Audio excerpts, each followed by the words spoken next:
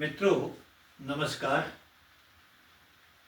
आप जैसा जानते हैं, मैं राष्ट्र प्रेम के बारे में अपने चैनल के माध्यम से जगाने का प्रयास करता हूं और देशवासियों को उन विचारों को पहुंचाने का काम करता हूं जो कोई राष्ट्र प्रेमी जो है देश तक, जनता तक पहुंचाने का कार्य करता है। आज देश के प्रधानमंत्री मोदी हैं, कल कोई दूसरा होगा, पिछले काल में कोई और थे, लेकिन आज के समय में माननीय मोदी जी के पास देश की बागडोर है। ऐसे समय में विपक्षी हमले लगातार बढ़ रहे हैं। ये जो हमले बढ़ते जाते हैं वो मैंने इससे पिछले वीडियो में भी आपको बताया था कि कैसे कैसे हथकंडे अपनाने की कोशिश की गई 2014 के बाद, जहां एक और राफेल जैसे मुद्दे पर जिसने कि अभी आपने देखा होगा पाकिस्तान के साथ अहम भूमिका अदा की, और एक ऐसा अस्त्र बना एक प्रकार से भारत के लिए जिसने कि भारत की ताकत को विश्व तक पहुंचाने का काम किया।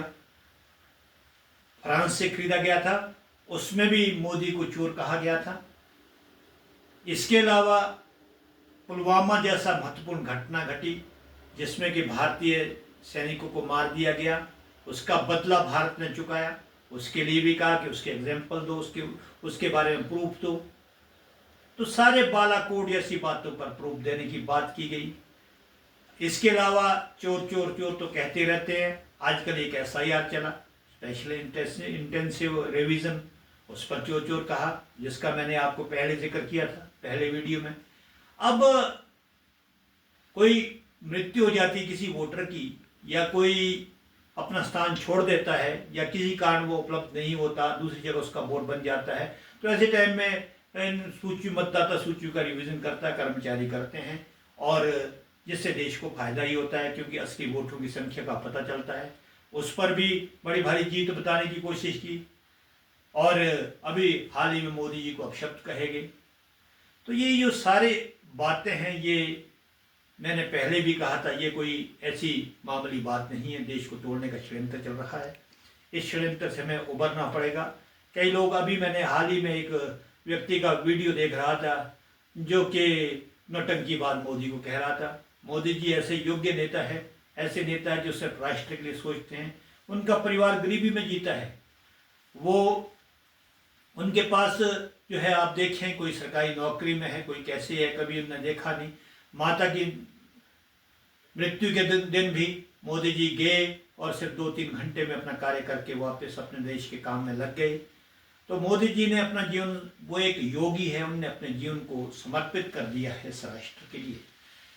और राष्ट्र प्रेमी ये बात याद रखनी पड़ेगी कि भाई झूठे हथकंडे उनको कमजोर करने के अपना रहे हैं। झूठे हथकंडे इस देश में सफल नहीं होते। कभी भी कोई झूठ सच्चाई में नहीं बदला जा सकता। अभी मैं हाल की घटनाओं के लिए बात करना चाहता हूं। अब अमेरिका ने देखिए टैरिफ लगाया। अब टैरिफ लगाया तो विश्व पर टैरिफ लगाया, क्योंकि भारत पर सबसे ज्यादा टैरिफ लगाया है। अब क्यों लगाया ये 50%? देखिए, एक और इसके लिए वो बात कर रहे हैं, रूस के साथ भारत तेल खरीदता है, वेपन खरीदता है, या अन्य बातें कही जा रही है। लेकिन असली मुद्दा अमेरिका जो है भारत के कृषि व्यापार, कृषि जो क्षेत्र है, डायरी है, फिशरी है, उन पर कब्जा करने के लिए अपनी कंपनी को भेजना चाहता है। और फिर भी जो है किसानों के हित में मोदी जी ने ये फैसला लिया, एक सख्त फैसला, कि टैरिफ भले ही लगा दो लेकिन हम आपसे समझौता नहीं करेंगे। हम अपने कृषि क्षेत्र को विदेशियों के लिए कभी भी नहीं खोलेंगे, और चाहे कोई भी हो, हमारे किसान कभी घाटे में नहीं रहते। आपने देखा होगा कि भाई 2020, 19-20 के बाद कृषक आंदोलन चले। अब ये टिकैत फैमिली है, इसमें आपके महेंद्र सिंह टिकैत जी थे जिन्होंने स्वामीनाथन आयोग की रिपोर्ट का समर्थन किया था। स्वामीनाथन आयोग कृषि सुधारों की बात की थी, लेकिन पिछली गवर्नमेंट ने उसको लागू नहीं किया था। मोदी जी ने स्वामीनाथन आयोग की रिपोर्ट को ही लागू करने का प्रयास किया था, 3 कानून बनाने की बात की थी, लेकिन देशव्यापी आंदोलन चल रहे, देश को भड़काने का प्रयास हुआ, किसानों को, भोले भाले किसानों को भड़काने का काम हुआ, चाहे वो केजरीवाल साहब थे, चाहे वो अन्य दल थे, चाहे कोई और था, सब ने मिलजुल कर यही षड्यंत्र चला। हरियाणा के थे, पंजाब के थे नेता, चाहे यूपी के थे, अखिलेश यादव जैसे नेता थे, कहीं भी उन्होंने, सब ने जो है ये कोशिश की कि भाई किसी तरह से किसानों को भड़का करके इस देश में मोदी जी के विरुद्ध किया जाए।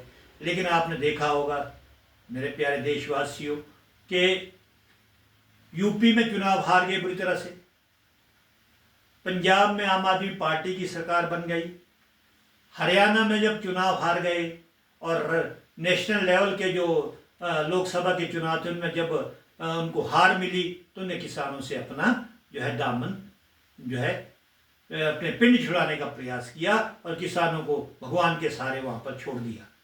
उसके बाद जो केजरीवाल जो कहते थे कि एमएसपी हम देंगे, एमएसपी देना कोई बहुत संभव ही नहीं है भारत की इकोनॉमी में, पूरे गेहूं इत्यादि के लिए। अब एमएसपी की बात अगर आप करते हैं, एमएसपी आप कुछ चीज़ों पर देते हैं तो भारत में किसान बहुत है, उन सबको एमएसपी देनी पड़ेगी बाद में। पेरिशेबल गुड्स हो चाहे आपके नॉन पेरिशेबल गुड हो, सब में एमएसपी की बात हो सकती है।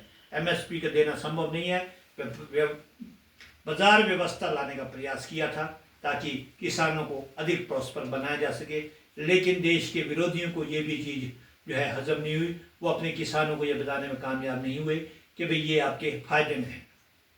केजरीवाल साहब ने कहा था कि एमएसपी पंजाब में देंगे, लेकिन पंजाब में एमएसपी देने का जो वादा है वो झूठा निकला। आज पंजाब बहुत घाटे में चल रहा है, तो कहाँ दिया एमएसपी। और जब चुनाव हो गए सारे, अब देखिए उनने दामन चढ़ा दिया। आज ये जो टकैत के जो बच्चे हैं, चाहे वो दोनों टकैत भाई हो, तो उन्होंने जो है सिर्फ अपने हितों के लिए ही देश को समाप्त करने की कोशिश की है। किसानों को अपने आप तो करोड़ों में पहुंच चुके हैं और बेचारे किसान गरीब है, गरीब किसानों को किसी दूसरे के भरोसे छोड़ दिया गया है। अब आप आज मोदी जी इन कृषि कानूनों के लिए जो है दूसरों पर निर्भर है, तो उन्होंने जो है टैरिफ पर समझौता नहीं किया है, तब ये किसान आंदोलन के नेता कहाँ हैं कि इसको तारीफ क्यों नहीं करते, देखते क्यों नहीं, क्यों ये कार्य किया गया। तो इसलिए जो है मैं इसके बारे में सिर्फ इतना कहूँगा कि राजनीतिक मुद्दे हैं सारे, कोई भी जो है किसी मुद्दे पर ये कायम नहीं रहते। अब वहाँ से चले थे, आज तक चल रहे हैं और इन मुद्दों को उठाते भी रहेंगे।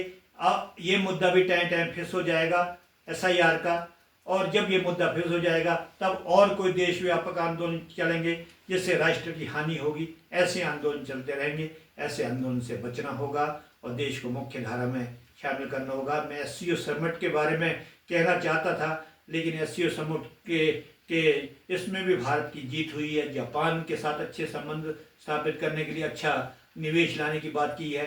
चाइना और रूस जो है भारत के साथ खड़े हुए हैं।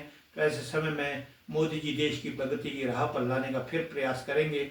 और आपने देखना आने वाले समय में जो चुनाव होंगे वो इन जो है विरोधी नेताओं के लिए करारा सबक होगा, लेकिन ये सबक से मानने वाले कहाँ हैं। राहुल गांधी तो ऐसे नेता के रूप में मैं देखता हूँ कि राहुल गांधी के पास अगर सारे वोटर को खड़ा भी कर दिया जाएगा कि भाई हम लोगों ने जो है मोदी को वोट दिया है, तब भी वो ये कहेंगे ये कोई मोदी का षड्यंत्र है, देश को तोड़ने का षड्यंत्र है। ये अपने आप नहीं बोल रहे बल्कि षड्यंत्रकारी बोल रहे। तो इसलिए उनको तो मैं कुछ भी कह नहीं सकता, उनका तो भगवान ही मालिक है। लेकिन कांग्रेस जैसी बड़ी पार्टी को एक अच्छे नेतृत्व की आवश्यकता है ताकि एक ऐसा ऑपोजिशन हो जो सकारात्मक मुद्दों के साथ देश के साथ खड़ा रहे और जो अन्य मुद्दे होते हैं विकास के मुद्दे उनमें विरोध करता रहे। विरोध करना ही ऑपोजिशन का काम है। तो मैं यही कहूँगा, मोदी जी सफलता के नए आयाम स्थापित कर रहे हैं इस देश में, वो आगे बढ़ते रहे, इसीलिए हम उनके साथ खड़े हैं।